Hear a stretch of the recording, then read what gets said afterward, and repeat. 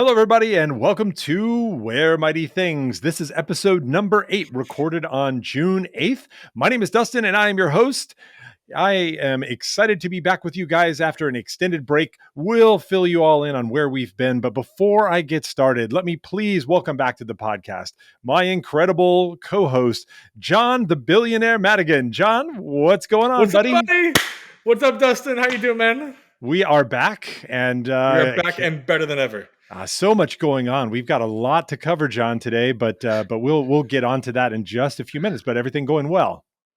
Yeah, man, everything's going great. How are you doing, my friend? I'm doing quite well. It's summer here, even in San Francisco. I mean, I usually tell you it's 55, and now it's getting all the way up to 67, sometimes 70. My God. It's a heat wave. It's a heat wave. Gotta put the hoodies away. A little bit like that. Yeah, exactly. So we got a lot to talk about here on episode 8 of Where Mighty Things.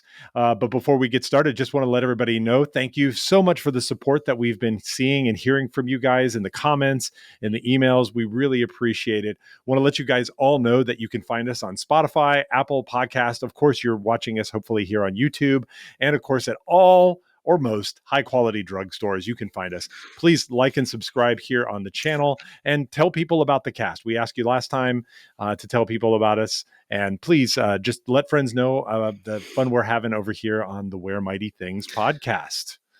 It's important to take your weekly dose of Where Mighty Things. Exactly. Big things to talk about. We have new exclusives from the Roosevelts, from MCM in London, as well as the Fan Expo Dallas. So we'll be talking about those.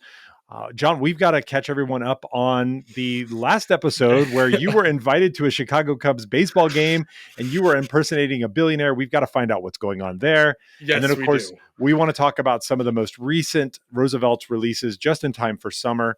But before we do that, John, what are you wearing, my friend? Looking pretty dapper over there. Thank you, buddy. I threw on the American Bomb Pops and Freedom. A lot of you know this is classic Roosevelt shirt. I actually scored this on the 1776 sale. I don't know if you saw that. Have you grabbed one? I didn't, but I have it. I have that shirt, but I saw the sale, but I didn't act because I already owned one. So obviously anybody who knows Roosevelt's knows that this is a classic. This is the original. This is the number one. So, it's a special day. We're back. Had to throw them on. What are you wearing today, my friend? I see you got I think you got a good one on. You got a whale. I got a couple of things going on. So first up top on the lid, I've got the Hoboken to Tokyo, which is going to come into play in our conversation in just a minute. But I just got this, just put the curve on it, put the brim on it. And I like it quite a bit, actually. You are rocking good on you, man. You're rocking the flat brim, and I actually try to put this like subtle. It's not like the super curve, but just like this nice kind of profile on it. No, it looks good on you. Thanks, I appreciate that. Now, what's the reason for the do you think I should fold mine, or what? Do you think? No, yours look great. Like I just never feel like it looks really good. I have a couple of flat brims, but I kind of like this just gentle bend. It's not too harsh. It's not that firm kind of like curve that like fits your face. I just feel like this nice gentle bend is good. But on you, the flat hat looks good. Now, are you wearing the regular brim or the sloped? This is the sloped crown, and that's actually one thing that the high crown of the hats are really pretty tall. We should probably find a way to do a side by side of the high crowns, but this one slopes back. It's not a dad hat, but it is it slopes back just a little bit. That tends to like fit my shape of my face and head just a little bit more comfortably. Nice. Otherwise, perfect. I have this big sort of like empty space up here where it's like, what's going on up there? I have a big empty space up here, but it's just in my brain. I understand. I resemble that remark as well. And in terms of shirts, I'm wearing one of my favorites from San Diego Comic-Con last year. This is the Tropical Mickey shirt. One of my favorite shirts, and as you said, for some, this is certainly a whale. And, I'd say for many, that's a whale. That's a good one. You got to reel that one in. I definitely want to see if I can get a tux out of it, and that's gonna be a little bit tricky, but and a little spendy, but one thing at a time, I don't know how much they charge. There's one place that everyone goes to. I'm forgetting the name of it. Do you know about it? There's one place where most insiders to send it in for shorts. I know the reference that you're talking about. Everyone says, when you're ready to make shorts, let me know, and I will have that. I'll give you the contact. I don't know the person who does it, but yeah, there's a group that is known to do good work in this regard. Kyle Keller, he's got a lot of interesting tuxes. In fact, he just sent me a picture. He just sent in for he did fight night. He did fight night tux. Nice. So with the Conor McGregor fight coming up, I mean that's right in the money. Are you watching that? I just might, but now it tells me we need to come back and update on Jake Paul and Tyson again as well, because the situation has changed. The situation has changed. In fact, literally just yesterday they sent out the so Mike Tyson got hurt in sport. They were not rehearsing. What am I going to say? No, Mike Tyson got hurt sparring, and so they were supposed to face off. They didn't face off, and now instead of the fight getting scheduled for July 20th, now it's going to be November 15th. Right. Little disappointed because July 20th was the same day as the Roosevelt's pool party. So I was talking with Gates' counselor, and beforehand after the pool party, we were all going to make our way to a sports bar. We're all going to watch the fight together, and that would have been really cool and a lot of fun. Yeah, for sure. But now we're just going to have to schedule something for November 15th. So maybe you'll come in and we'll watch it together. Hey, that's getting to be right around the time when it might make sense. Although it's starting to get a little yucko up your neck of the woods around that. The weather's not so great.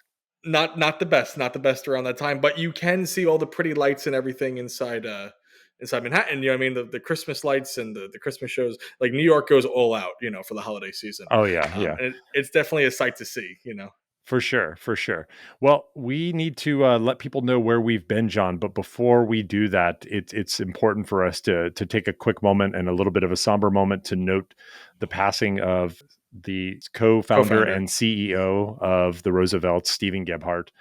We got some bad news a few weeks ago that he had passed away, and it's been difficult for members of the community who got to meet him and spend a decent amount of time with him. He was a fantastic person. I got to meet him only twice, and I know that some people didn't get to meet him at all, and now of course they won't have that opportunity. But we definitely already are feeling his absence, and certainly thoughts and prayers going out to his family and to the rest of the insiders who are missing him. Yeah, it's a really sad situation. I couldn't believe it when John announced it, and I miss him dearly. Steve always treated me like golden. He was always an amazing guy, and I just think if it wasn't for Steve, you and I wouldn't be talking right now. We wouldn't have met. I wouldn't have made all these amazing friends and all these people that I just absolutely love and I'm going to have in my life forever now. Like I assume that you and I are going to be friends forever. Dustin. I hope so, and that's all because of Steve and the community he built.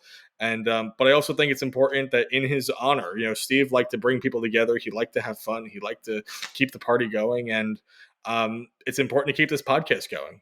I mean, so throughout the show, we're going to be laughing. We're going to be telling jokes. We're going to be ourselves that we are every week, and we're going to do that in his honor. It's tough, it's hard, but we love Steve, and we know that's what he would have wanted. Yeah, and one of the very appropriate tributes that I see showing up within the Roosevelt's insider community as well, within and without, is the hashtag Be a Steve, which is an encouragement for us to live our lives boldly, for us to dare mighty things. And so we're going to, both in our sadness at our loss and everyone's loss, but also in his honor, to keep moving forward. Steve was a Seton Hall alumni from, I think, 2006, and there is a memorial endowed scholarship in his name that they're setting up with Seton Hall, and they're doing fundraising through the end of July.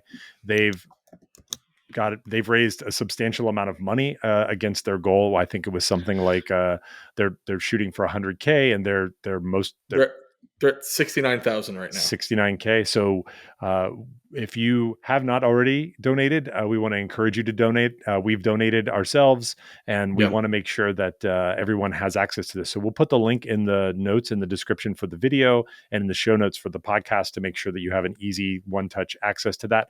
But please consider that the community is so much more than just these shirts, right? It's the people, and Steve was one of the best of us. So we're going to continue to be a Steve. And hope that you will join us in supporting the endowment in his name. Yeah, that's all we can do. I love the whole Be a Steve thing. I absolutely it's bittersweet. Steve was just the best of us, and Yep. I'm glad that we can continue. And oh, I love that. In fact, I got some stickers last night at the Dirty Jersey meetup. Ariane threw a Dirty Jersey meetup last night, and she had ordered a bunch of those kind of stickers and handed them out to everybody, and it was great. And I'm happy to have them, and I love the logo. I love everything about it. He will be missed.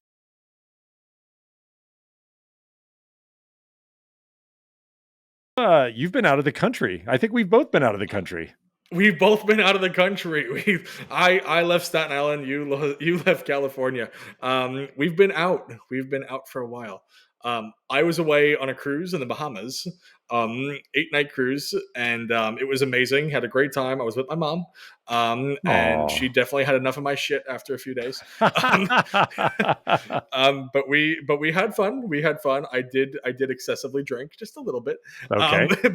But lots of fun things. If you haven't taken a cruise, you want to go on the Insider's cruise. Just shameless plug. You want to get on the Insider's cruise. You want to have fun with that. But seriously, if you haven't done cruising, I love it. It's great. You can do so much or you can do nothing at all and just relax. Caribbean's amazing. The weather is beautiful. I broke my phone. What? How? So as it turns out, Long Island iced teas, hot tub, and your phone don't mix together. I'm assuming it was water damage. I got this, the white screen of death, Apple called it. So the whole phone I had the phone in my hand, and then blink of an eye, the whole screen just turned white. So the phone turns on, but you can't see anything. You can't do anything. Okay. And that was it. I had 4 or 5 days in the middle of the ocean, and there's no Apple store on board. There's nobody there. I can probably tell you. Hold on. Is there going to be an Apple store on the Roosevelt's Insiders cruise? I wish there will not be. I'm promising a lot of things for the cruise. I can't promise you an Apple store, unfortunately. I tried. Dustin, I made the right calls, but it's still a little ways off. You never know. Maybe Apple expands and they'll be on the boat. It'll be on the boat. Yeah. So that was but it was good. It's amazing. I can't remember the last time I didn't have a phone or just any kind of contact to the outside world. I mean, when was the last time you just completely went pretty much off the grid? I mean, literally, you're in the middle of the ocean, no contact to the outside world. When was the last time that happened to you, Dustin? It happened, ironically, the very first trip that I took to Tokyo. The very first trip I took to Tokyo was wow. I'll tell that story when I get to my catch up. Yeah. Oh yeah. So, but it was hard, but you also get to think about a lot, and you get to really just live in the moment and enjoy yourself. And it was a cleanse. But you better believe the second that boat docked in New Jersey, I went straight to an Apple store. Uber right to the Apple store. Uber. Luggage in hand, because I didn't even stop off at home. Yeah. But where were you at? Where were you at, my friend? Well, interestingly, I was in Japan. I went to Tokyo on a work trip and was able to record a couple of videos. I actually posted in the gap. I've been watching. Oh, thank you. Yeah. So I took everyone on a walk to work with me and showed them a little bit around. I love your Disney store video. I love seeing the Tokyo. That was really cool. Yeah, thank you. This is a new hat, but I also got a hat in Japan for the Yomiuri Giants. The Yomiuri Giants, basically one of the Nippon Baseball League teams. They have the same colors as the Giants, but instead of S and F, it's a Y and G. But it's the same, pretty close to the same team colors as the Giants. So I can wear it to a Giants game, and people are like, "Oh yeah, that just fits right in." But when I went to the store Selection, which is a place in Shinjuku, that sells a lot of stuff and had a crap ton of Shohei Ohtani stuff. I mean, everything Shohei Ohtani was there. But 2 blocks away was the flagship Disney store in Tokyo. I'm like, I got to go there and I got to check it out. You got to go in there, of course. It was super fun. I actually was hoping to see retail Roosevelt's there. That was one of the things I was hoping for.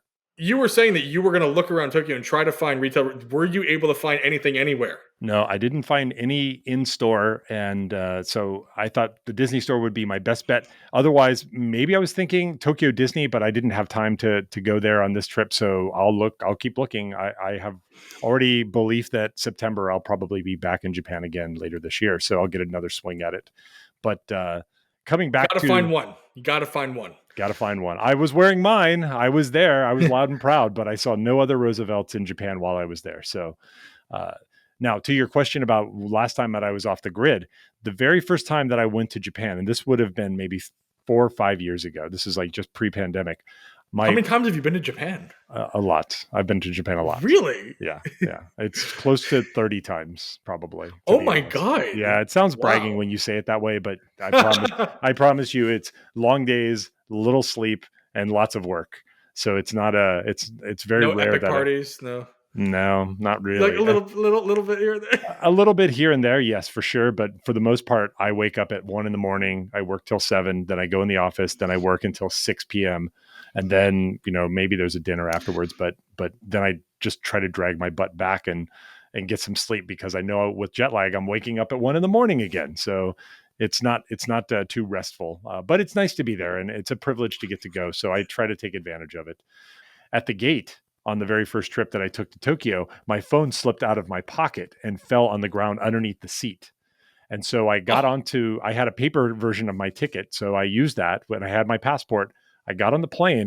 While I'm sitting on the plane, I'm looking around. I can't find my phone. And I told the stewardess, I'm like, my phone is like lost at the gate. She went out and looked, couldn't find it. So I had to fly to Japan, my very first time going, with absolutely no access to maps or anything. And it was a good learning experience. Yeah, I had to go. And when was this? This was maybe 2019, 2018, somewhere right around there. And you've gone to Japan 30 times since 2019? Yes. Oh my God. When you said 30 times, I thought you meant like within the past 15 years. No. Something. Oh my God. My job requires visiting and working closely with the team that's in Japan, and it's easier for me to go there than it is for me to bring all of them to the US. And so for a peak period of time, for a peak period of time, I was going to Japan for what felt like about every 6 weeks for almost 2 years. Wow, that's got to do a toll on you. Yeah, it was pretty rough. Yeah, that's why I was wearing 3X Kunus. Now I've slimmed down to 2X, but yeah, I was not eating well, and it was a lot of traveling and other things kind of going on. But either way, it's really nice to be able to go. It's a beautiful city, lovely people, easy to get around. And so if people are thinking about going to Japan, you should check out any of the videos or the Disney Kind of Life. Check out their channel and see the awesome videos that Kevin puts up, or the actual great articles that are posted on their website. I mentioned and gave a shout out to him previously, but he's got a lot of great content. He's been to Japan a few times. The weather was awesome, and I don't know if you caught it, but in the walk to work, I believe that this was like 3 weeks ago. That's about the time in year in Tokyo when Star Wars Celebration is going to be happening next year. The weather is great. It's not freezing. It's not chilly, because in the spring, like when the cherry blossoms are out, it can be kind of chilly there. Very comfortable, very breezy. I hope that's the weather people who are going to Star Wars Celebration get. So yeah, definitely. But that's where we've been, friends. If you were missing us, absence makes the heart grow fonder. So hopefully you are very fond and excited to see this drop in your podcast player or in your video notifications. I feel bad, speaking about just Kevin for a brief second. When I was on my cruise, it made a stop in Orlando. So my mom and we went to Disney Springs for the day. Oh, cool. And I made a general post on Insider. I posted a picture of myself what I was wearing. I was just like, hey, I'm in Disney Springs for the day. If you see me, come up and say, hey, whatever. Yeah. And then a few hours later, Kevin from Disney Kind of Life actually reached out to me. He wanted to come by and grab a drink or something. But by the time he got, because you have to make it back on the ship before a certain time. The ship will leave without you. If you go on YouTube and type in pier runners, you will see people literally running to the ship and missing their ship, freaking out because they don't know what to do. Because now all their luggage and everything is on the ship, and the ship's going. Everyone's waving, bye-bye. So he wanted to come up and meet a trip. By the time he got there, I was going to be like leaving. I felt bad sending him all that way. But I wanted to meet up with him. I met up with Kevin in Orlando when we were there for MegaCon, but I would have loved to see him again. So if I felt bad kind of like turning him down, I'm like, look, if you want to make the trip all the way down here, that's fine. I'm like, I'll say hi to you. I'm like, but I gotta go by this time. I'm like, I have to leave. So unfortunately, I didn't get a chance to see him. But Kevin, thank you for reaching out, and hopefully next time I'm in Florida, we can definitely go grab that drink together. Yeah, the Central Florida is a lot more spread out than people realize if you don't live there. I mean, even when I lived there, Disney was an hour drive away. And depending on where I lived, Disney's out there. Disney is out there pretty good. And if you live in downtown Orlando, still takes a little while to get out there. Most people do not live in downtown Orlando. No. If you live out in the suburbs, out by UCF or even further, or even you live on the west side, it still takes 45 freaking minutes to get to Disney. Some people are going to be a little bit better if they live like towards Kissimmee or maybe in Celebration. I wonder if we have any listeners who live in Celebration. Have you ever been to Celebration? I have not. No, sir. Dude. Well, we got to figure out how to do a WDW, like Walt Disney World Hang. Maybe we'll do it for MegaCon next year if we're able to work that out. But that would be amazing. They're next to Walt Disney World and all of the facilities, just slightly off, not too far, is a little community that's been put together, and it's called Celebration Florida. And it's basically a throwback community to like the 50s and the 60s, where you've got a lot of like brownstone type of homes. It's really nice, really pretty, really expensive. There's a lot of people who are Disney adults, I think, that live in there. A lot of people who work at Disney actually live there because it's the closest nice neighborhood that you can live in near Disney. Wow. Yeah, I think that's right. I haven't really spent a lot of time looking for, million plus houses, but homes in Celebration are just a little bit, not a lot of time. I've spent a little bit of time looking, and then I immediately closed out the tab. Yeah, exactly. But Celebration is actually pretty cool. They have like little street festivals and things over there a lot. So it's a pretty cool place. But if you live in Celebration, getting to the parks is easy, and there's back roads that like employees take to get into the parks and things like that. You just learn those routes. But that's awesome. But Orlando is just so big and so spread out that people underestimate how long it can take to get there. Oh, I'm sure. Yeah, it's crazy, but I'm itching to get back to Florida, baby. Let's go. Yeah. Well, we'll be doing it. So we won't be doing it for the cruise. We'll have to be doing it for MegaCon, right? So for MegaCon, right? For MegaCon, for great justice. All right, so let's move on to the news that we've got. So, John, the couple of big things, as I said, we had some new exclusive shirts that dropped for the MCM Fan Expo that we want to talk about, and then of course the Fan Expo Dallas that's actually going on right now. As we record, exactly. They're there right now, and that's pretty awesome. Hope everyone's having a great time. Saw some photos and looked like everyone was just really blown away. But let's talk just a little bit about the shirts that got released at MCM London. And this was an event that the Roosevelts had been to. I'm sorry. This is the first time that Roosevelts had actually attended the London Comic Con 24, the MCM London Comic Con 24. Last year they were there for Celebration, but this is the first time at this event. Is that correct? To my knowledge, yes. And they pulled out all the stops, quite literally. I mean, yes, they did. They flew out Paging Mr. Morrow, which is huge because Paging Mr. Morrow doesn't come to every con. I mean, he's starting to come to a little bit more now. Yeah. But he was kind of reserved just for the big cons, and the fact we're bringing him now there. And you also got a happy hour, which is not every convention gets a happy hour meetup where everybody goes to a bar and drinks and meets up and enjoys themselves, take a nice big family photo. And so I thought it was really cool. They pulled out all the stops for London, especially given everything that's already happened with with Steve and everything. Yes. And we also got some really killer shirts. We got they pulled out. We got 2 Disney shirts, a Star Wars shirt, and a floral. And I also think it's just an interesting note that the floral was the Saturday shirt. The Saturday shirt is traditionally, the biggest shirt, the most anticipated shirt, and we got it again as the floral. So what do you think about that trend going forward? I think that's great. I think the florals are very interesting because that's a high margin shirt for Roosevelt's, and Very. people love the florals, especially when they have team colors or they have city colors. So it's nice. It's nice to get those. I think they did pull out all the stops here, and the fact that they had a lot of Disney and Marvel presence was great. But one comment about the Floral City London. Originally, when they posted on the Insiders group, they posted the wrong version of this shirt. They posted They did. a colorway, and they had to correct that. They did have they did have to correct that, and there was a note above this, and I think they got rid of it. But there was a little note though on the field notes. I'm on the page right now, and I think they got rid of it.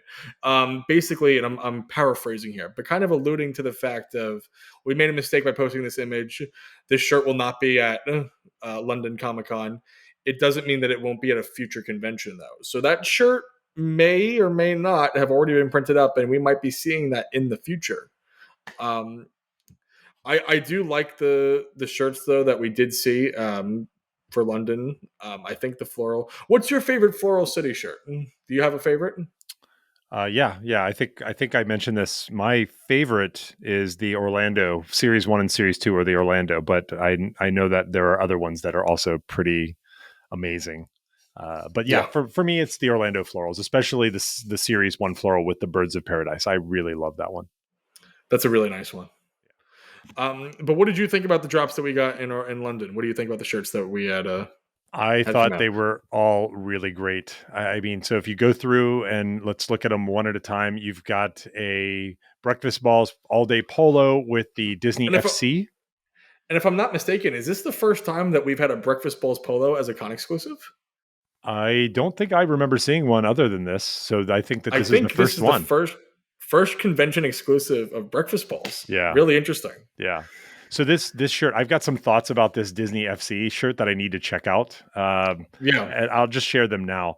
I love the actual pattern, the backfield pattern. What I'm actually concerned about is that this patch that shows Donald, Goofy, and Mickey, that it's actually like an iron-on. I just recently got one of the Quidditch shirts, and it's a Breakfast Balls, and so it's got the actual decoration there. And I really wish that these were actually embroidered patches, like the Mickey. The embroidered Mickey is always nice. Yeah, the Mickey ears on the right breast of the shirt are probably embroidered. I haven't seen this in hand, but the Disney FC, just looking at it, it looks really nice. It's very, very attractive shirt. I think that though that this is an iron-on, and I would really prefer it not to be like a decal, but rather be an embroidered entry. No, I hear you. I'm with you on that. I like how now on the ropers they've been doing embroidered. Yes. On the two shoulders. So they've been doing the more recent ones have all been embroidered, and I really like that they're going in that direction. And I don't think they're only charging $2 extra for that, and I think that's worth it. I would pay $2 extra to have like this patch embroidered, but looking at the detail, it might be difficult to pull off that fidelity, in an embroidery. It might be, and I wonder if it has to do with the fabric as well. I wonder how that works. I wonder if that has something to do with it.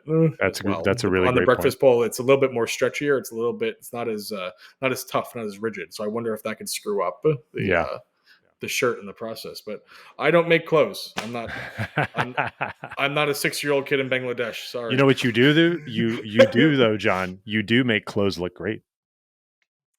Oh, Dustin. I feel the same way about you. I love you. Yeah. So let's talk about this Kicking Up a Storm, which once again we've got Mickey in action, like in a full position, chasing down a ball and kind of advancing it up the field. What did you think about the? Yeah. So background definitely gave like a Samoa Waves vibe to it. I think if you're a Mickey and a soccer fan, this is great. I mean, I personally speaking didn't really grow up on soccer, so this was not a must for me. Did you? Were you a big soccer fan? Do you enjoy really. it? Is that? I mean, I enjoy it. It's World Cup. I enjoy World Cup, but in the Premier League, I will watch some of the English league football, but it's kind of hit or miss. Like I'm usually in hockey and baseball. But this also isn't for us, and that's the great thing about Roosevelt's is that like they purposely put this shirt out, for London, where this sport is so much bigger. I don't think we probably wouldn't see this shirt at New York Comic Con or Orlando or Yeah. one of those. They know the audience who's there, and we have to remember they're not just trying to attract insiders who are just going to buy shirts just for the sake of the fact that there's a Roosevelt's logo on it. They're always trying to attract new customers. So anybody who just happens to be walking by the booth and seeing like, oh, look at that, a Disney soccer shirt, it's like I'm in. Yeah. So that's kind of who this is for, and I think for them that's absolutely awesome, and that's a great design for those people.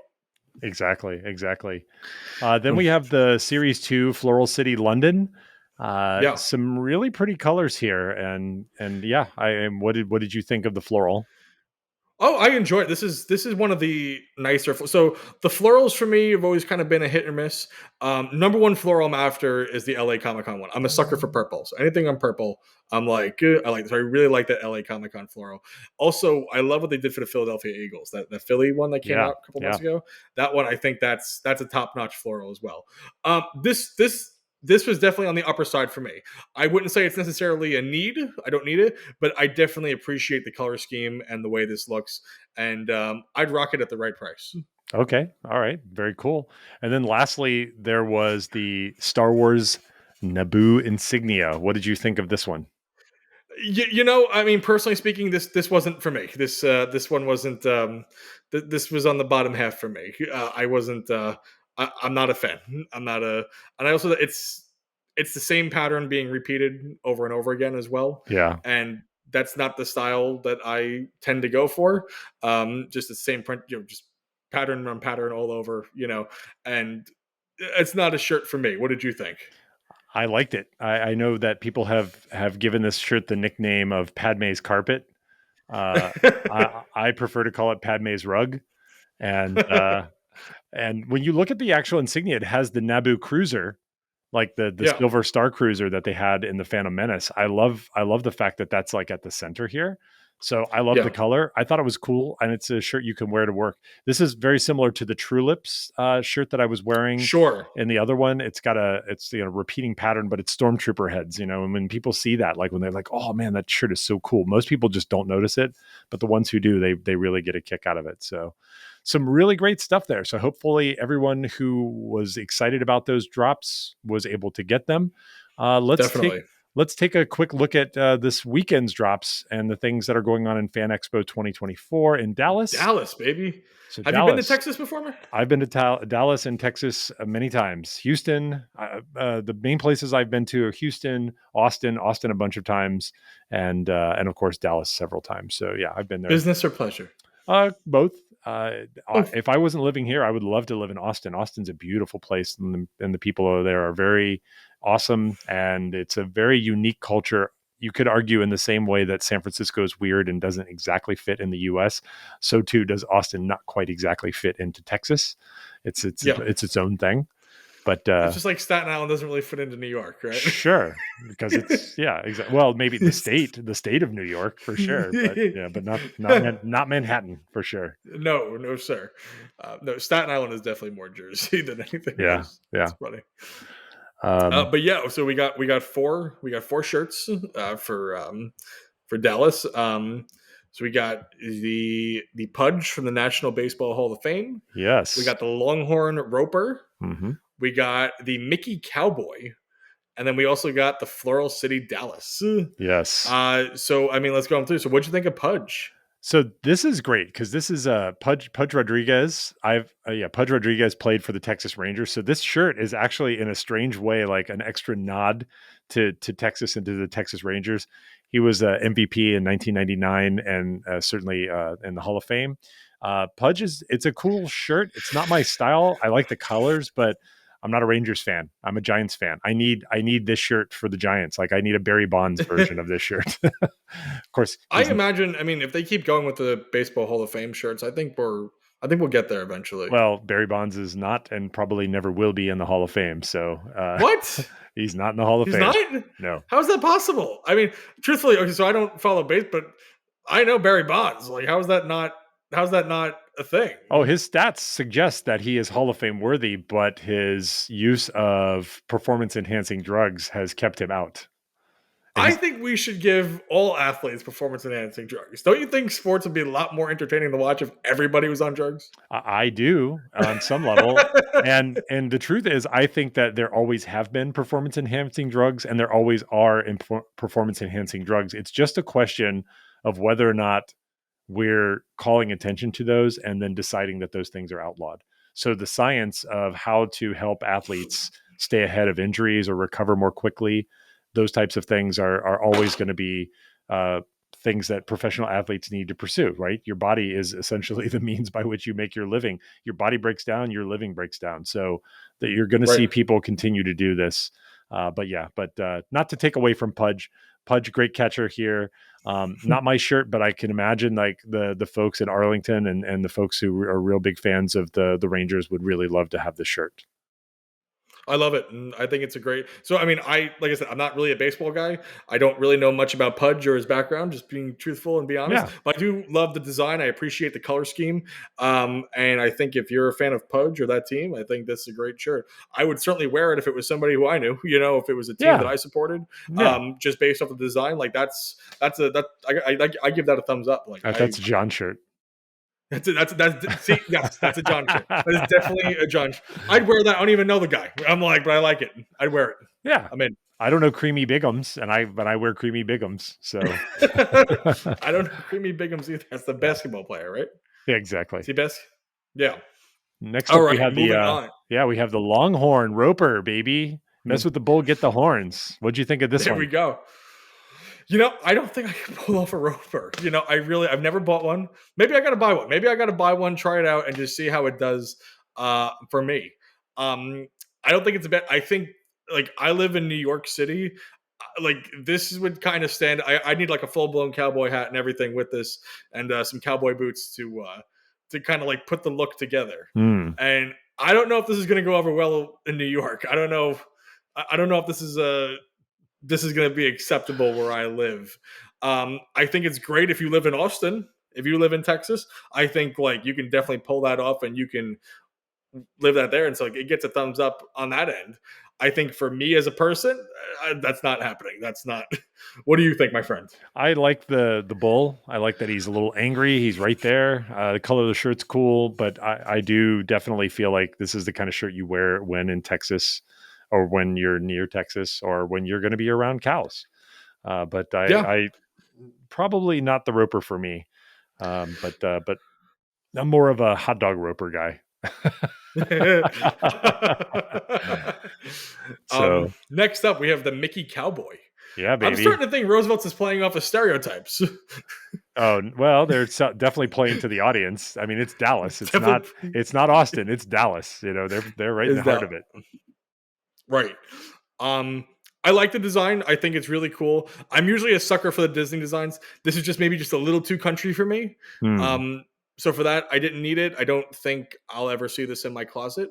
I appreciate the design for people in Dallas, and that's what's important. You know, you got to think about the community and the people who are there, not over here. So for them, I give it a thumbs up. It's not going to be a thing for me, but I do appreciate the design, and I think that's I think it's great if you're in Texas and you're vacationing there or you're staying there. I think this is a great design for you.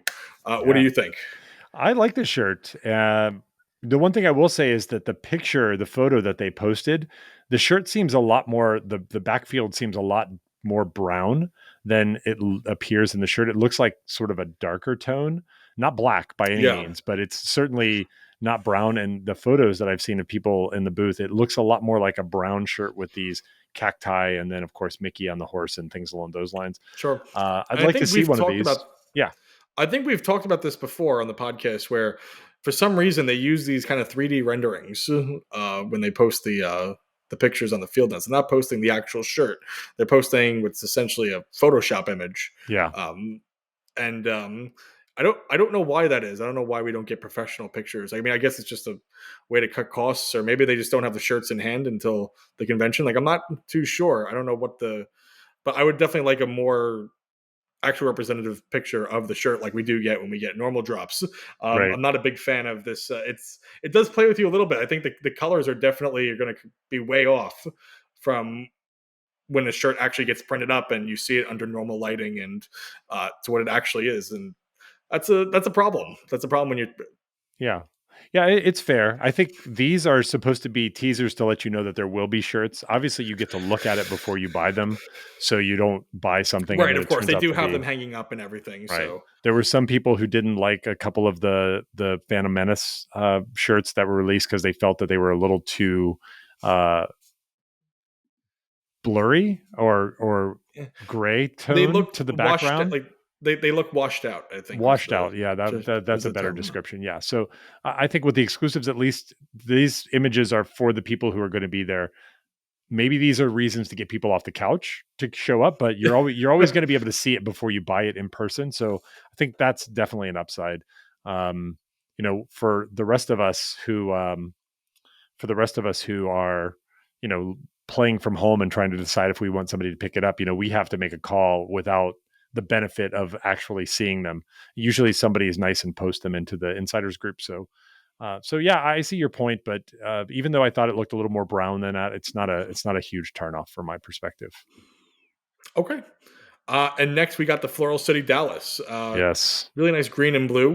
What are you thinking, my friend? this is for the Dallas Mavericks, baby. I'll be honest with you. The more of these Series 2 florals that go on, I don't love these flowers in particular. So these shirts are primarily showing like hibiscus flowers, and they're pretty Yeah. flowers in person, but I just I don't know, maybe it's just because we're far along now, we're 6 months into it and we've seen 6 or 7 different versions of these florals, and they're all the same framing but with a different colorway.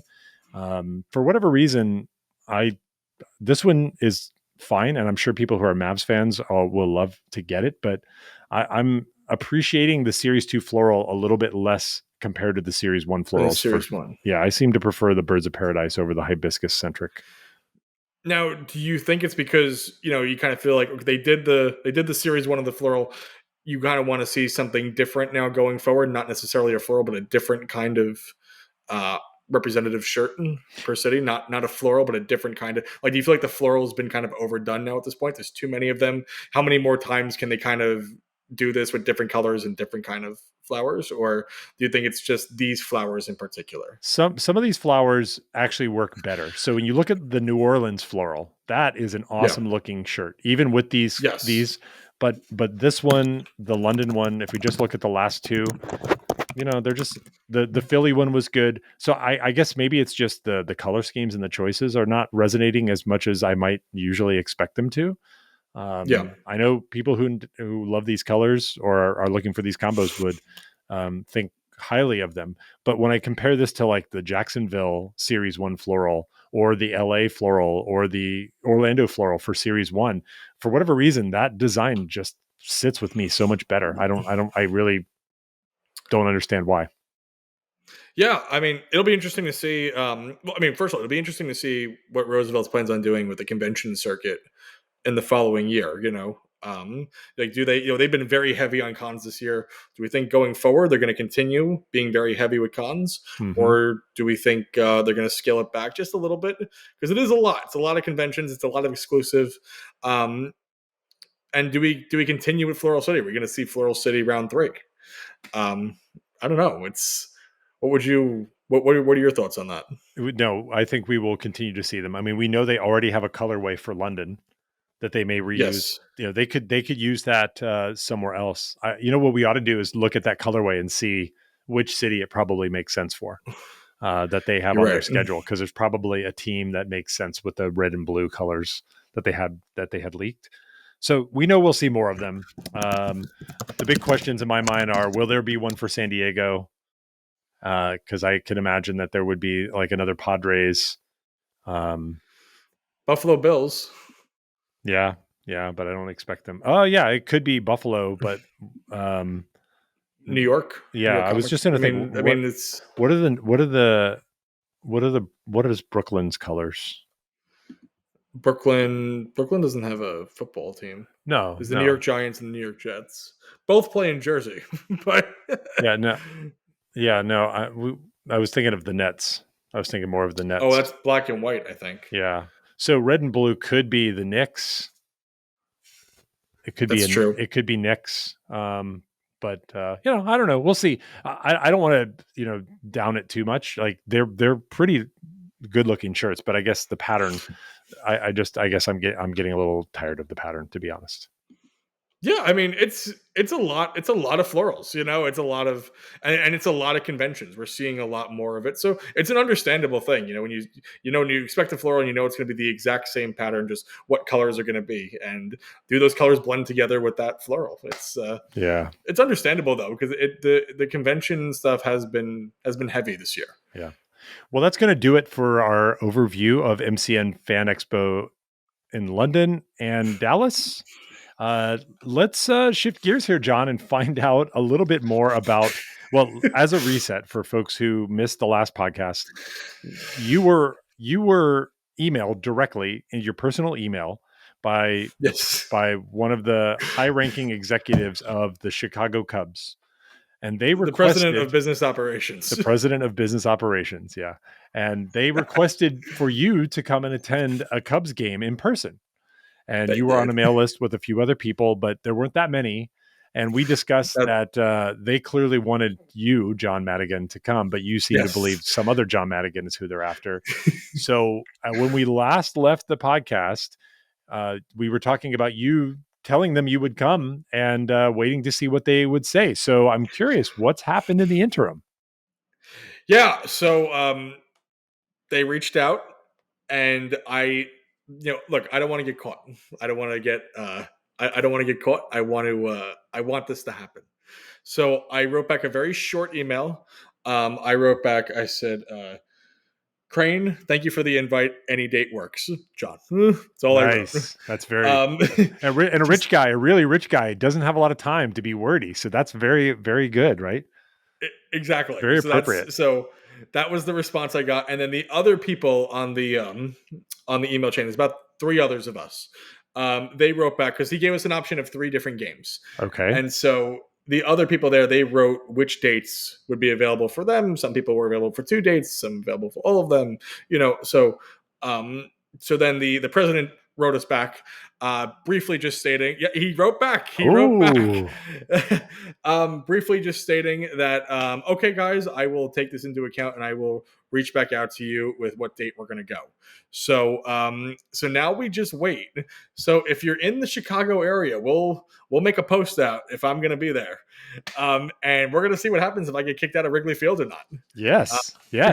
And well, you got to tell me. I do want to hear though, while I'm in Chicago, where do I have to go? What do I have to check out? Who's got the best pizza? I need to, these are things that I have to know because I don't know. They might let me stay in Wrigley Field and I'll hang out with the presidential suite and all that stuff, or they might be escorting me out. Who knows? And I'm going to need a Harry carry. So if you have a Harry carry, I'm going to have to wear that. So, let me know. Let me know if you're in the Chicago area and you want to hang out, or what I got to do and what do I got to see. Have you been to Chicago before, my friend? Yes, I love Chicago. Chicago is such a fun city. And it's also a big home for improv. Second City is there. There's the Annoyance Theater. So Improv Olympic. I love Chicago. It's a beautiful place, but it's also gets a little bit warm in this time of year. But it's fine. I'll come out of my nice cool cave of a city and come visit you guys in the 90-degree weather. But yeah, Chicago's great. This is great news. I'm super excited about this. Is excellent news. You're right. Yes. So we'll see what happens. I'm excited, and let's go Cubs, right? Yeah. Let's go. Yeah. Let's get some runs. Let's go Cubbies. Awesome. Well, all right. That's great. That is super exciting. Well, everyone needs to stay tuned. And like John said, what do you think he should do while he's in Chicago? Please drop a comment down below on this video or send us an email, wearablefandom@gmail.com. And while you're thinking about it, please like this video if you're having a good time hanging out with us. We love spending this time together and talking with you guys about shirts and being shirt nerds together. Let's love you. Yes, we do. We do. So please like and subscribe this video, and we'll make sure that you get to hear a little bit more of this, right? Okay. Yeah, absolutely. Like, share, comment, subscribe. Please ring that bell. Let's go. Let's do it. Exactly. All right. So there were a few more shirts. Now we are not going to make up for all of the shirts that happened while we were gone. I mean, it's just not going to work. So It's just too much. We'll be here for a few hours, and yeah. then we'll start rambling about other things. We'll pull out a bottle of something, then we'll just start talking about everything. Exactly. It'll be a long podcast, and half of you only listen for 10 minutes anyway. So hey, listen longer, and we'll talk about more shirts. Exactly. We'll talk more personal things. We'll go deeper. No, maybe even a separate show for that. Where Mighty Things After Dark. After dark. Exactly. So we decided that we would touch base on the two most recent ones, the Transformers 40th anniversary collection, which came out, and the cocktail collection. But we definitely saw One Piece. We saw The Lion King, a bunch of new cool stuff. We obviously just went over all of the exclusives, which are a lot of fun to talk about because sometimes those are just so hard to come by.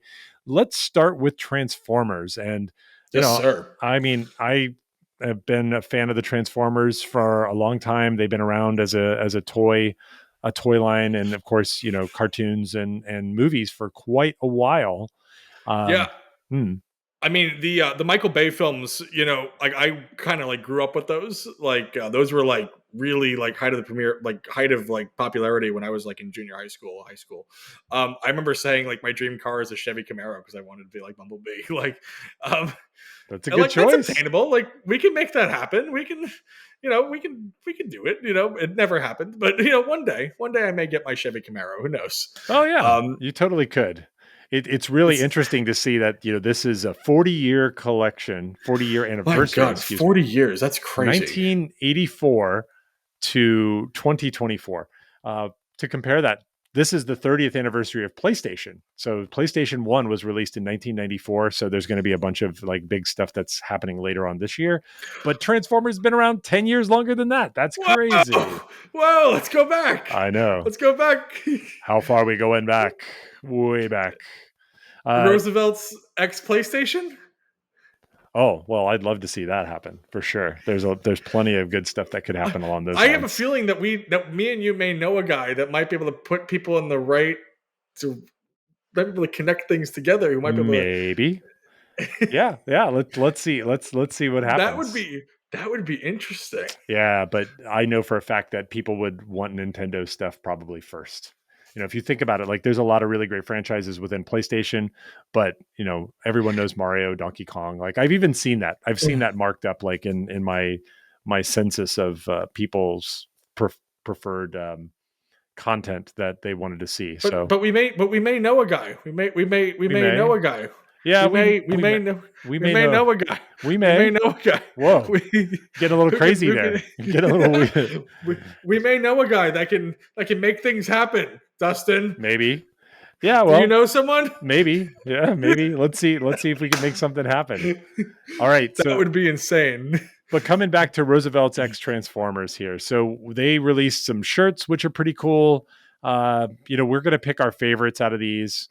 Which one, John, did you think was the best? I mean, this is a great drop. And might I say, I love that we're also getting t-shirts now with the drops. Yeah. I think it's great that t-shirts are back in full swing. I ordered a few of those, and I just wanted to say that I love that we're getting t-shirts now with the drops. Great drop. The Energon 84. Nice. That's going to be my pick. I like this power, and even though this is not as crazy as like a John, this isn't necessarily what I would consider to be a John shirt. I do respect this pattern, and there is a lot of nice images on here that I think you can get away with at work, and definitely, but you can still show like your love for the Transformers. Yeah, and that's why I pick out this one. What's your vote for, my friend? Mine was for the only other choice, which was the Trop and Lock. Which was not only other. There's two other. No. This was the only. No. Okay. Wait. Did he forget one? Did he forget that there's a? No, he's like, I didn't forget. I didn't forget. Yeah, the Robots Inc. disguise actually is a pretty cool design. I actually do like the way that it looks, but for whatever reason, this Trop and Lock with Grimlock kind of hiding in the flowers of the floral and in the jungle there, and that's just too cool because it's a little subtle. I think it's pretty obvious. I do like the loud shirts, but I like the loud shirts that also have some secrets to them. I love it when people are like, Sure. oh, I see. Oh, there's a Buzz Lightyear in your shirt. I love it when people just find the stuff out by looking at it. Sure. So between, Trop and Lock and the t-shirts, the Robots Inc. disguise was a great shirt, but the Trop and Lock was just something else. And that one's this is more your type of floral. This is more. Yes, this is a Yes. completely different pattern. Like, let's be honest and look at this. We can see. It's just a completely different floral. I would like it if the florals evolved rather than being colorways to being kind of unique or some change up. Even if they're inverted, it would be neat. But the long lead time on that stuff, so I know they're doing their best. But Trop and Lock was a really dope shirt, and I wish that the only thing I could double down on there is if they had a tux of the Trop and Lock, but no such thing. No such thing. Not yet. Maybe we did get I believe it was last year. We got a big shorts drop. And all these shirts that didn't have tuxes originally now have tuxes. Nice. So as we get closer to the summer, I wouldn't count out any design as, if it doesn't have a tux, it's definitely possible. Okay. All right. So I'll hold you to something it. to think about, something to consider. We've also seen before in the past at Universal Studios, the Tiki, I think it was the Jurassic Park Tiki. Oh. The shorts were an exclusive at the park. Nice. They didn't come out on the app. So maybe an exclusive. You don't know. I mean, maybe, I don't know. At Universal Universal's got the Transformers license, so we might see shorts there. I wouldn't count it out. I think it's possible. All right. Well, then let's see what happens. I'll be excited to see. There was also a cocktail collection, which I thought was really cool. Yes. So I absolutely love this. The cocktail collection came out just last week. It was quite neat. Man, I mean, there were several shirts that we thought were really strong here, but did you have a winner kind of coming out of these guys? Yeah, no, I mean, so first of all, just when it comes to this collection, I thought this was a great collection. I absolutely loved it. I also think it's amazing that we got a restock on tumblers, which has been a fan favorite for a long time. Yes. So the fact that we got a restock on tumblers after a long time, a lot of people were very happy about that. The breakfast balls polo was out for a while, but having the tumbler schooner, it's been a long time since that's been restocked. Mm-hmm. So the fact that we can get that now is just great. I loved all of these shirts, and not because I'm an alcoholic. But I also love that you get a coaster with every shirt. Yes, that was super cool. That was super original. I absolutely love that. In terms of a favorite, and I'll be honest with you, it was tough. But I think I'm going with Let's All Go to the Lobby Bar. I think that was my favorite. And I love that these are all tuxes, by the way. Every one of these is a tux. Yeah. And we got t-shirts with it. This was a phenomenal jump. But I think the number one for me is Let's All Go to the Lobby Bar. I love that little Let's Go to the Lobby thing from the movies. Let's all go to the lobby. Let's all go to the lobby. Let's all go to the lobby and get ourselves a drink. There we go. Perfect. That's the karaoke song we're gonna do on the sure, on the cruise. Yeah. I like, for me, like, I'm a sucker for nostalgia like that. So when I saw that, I'm like, I like it. So that's the winner for me. But what about you, my friend? What do you think? The Tumblr shirt looks great. And the fact that it's a restock, it's marked as new, but you can tell that it's not, because it's got 78 5-star ratings on it on the website. So that shirt's been around, but that shirt is awesome. That is a great shirt. I really enjoyed the Tipsy Tiki, to be honest. A lot of fun colors there, and just great tiki masks and cups. Just a lot of fun. I thought that this definitely. Now, does this qualify as a tiki shirt? On a personal, I mean, I don't know what the official standings say. On a personal level, yes, I would consider this as a tiki shirt. I would, if someone was throwing a tiki party and they came in with this, I'd be like, you're in. So, I mean, what do you think? Yeah, I think so too. I just wasn't sure if it landed because it doesn't really have some of those traditional kind of boxy sort of little caption. No, it doesn't. Yeah, you're right on there, but I think this has enough tiki on it to. I would give it the tiki edge. The tiki edge. All right, the tiki edge. I'm down, especially if you come in with I'm trademarking that. All right, tiki edge. I don't know. I don't even know if that's a phrase. I don't know why I said that, but I'm trademarking it. It's mine now. It's ours. It's wearable fandoms. I love it. Shakalabra. To come back to your tumblers though, which shirt do you like better? Do you like the Kunu of tumblers or do you like the polo of tumblers? I like Kunu. I'm a Kunu baby. I'm a Kunu baby. I'm a Kunu baby. Hakunu Matata. I prefer the Kunus. Hakuna Matata. No, Hakunu. Why is it Hakunu? Why has that not been a name yet? I don't know. Can we trademark that too? Probably not. Disney will get on us. Then we'll have Roosevelt and Disney chasing us. It'll be worse than the MCO carpet. Perfect. Oh man. Oh god. But what do you think? Kunu or breakfast balls for tumblers? What do you like better? I like the Kunu because it's more flexible. Like you wear a polo, you're either playing golf or you're wearing it in a little bit more casual. If you want to make a Kunu more casual, you just wear it untucked. Yeah, exactly. So I feel like the Kunu is a little more flexible. You could tuck it in, and especially in this case, the tumbler shirt, you could probably wear that, to work and not catch too much grief. So no, I don't. Yeah, I think it's fair enough. I think you can definitely get away with that at work. Yeah. But yeah, so I mean, I think that's pretty good. We will continue and pick up our coverage of the shirt drops as they land. So if you were hoping to hear from us on The Lion King or any of the other recently released Americana series, drop a comment down there and maybe we'll make a special effort to come back and revisit those and give some thoughts and feedback on those.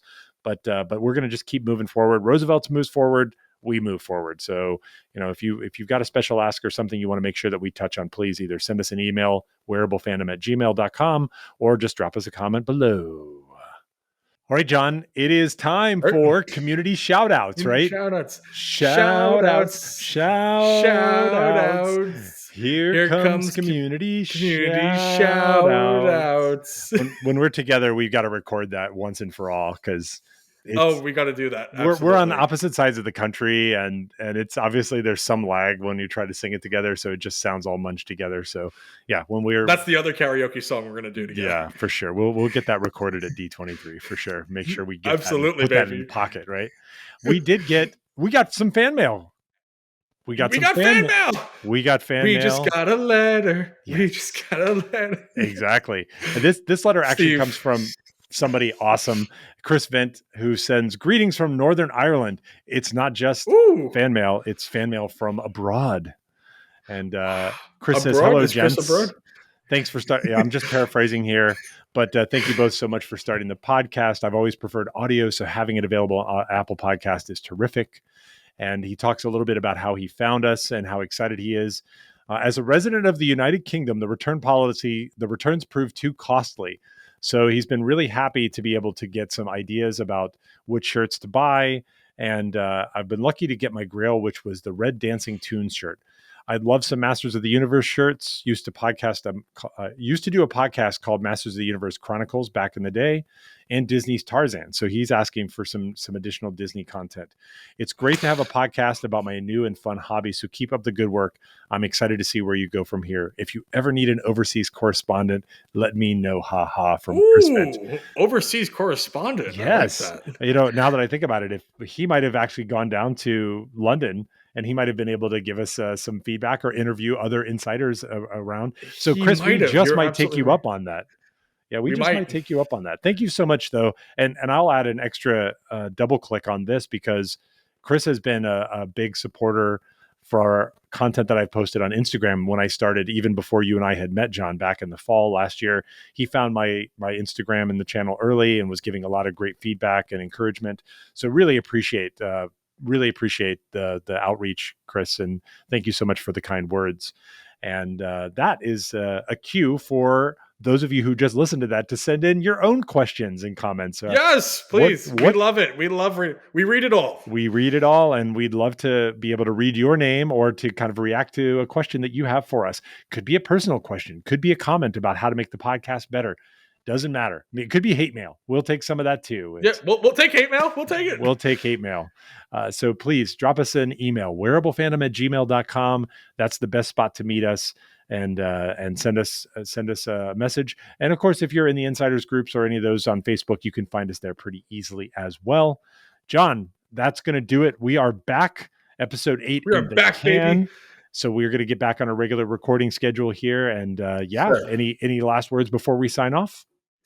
Hey, look, I'm glad to be back. I'm happy. Honestly, when you said we're back, and this is gonna, I don't know why my brain goes here. It reminded me of Derek Zoolander saying it in Zoolander 2. He's like, "We're back." We're back. Like, did you see Zoolander? Yes, of course. Zoolander's a classic. It's a classic movie. The files. Like some people who don't files know are in the computer. In the computer. Oh god, that deserves a rewatch. I gotta rewatch that. Yeah, Zoolander's awesome.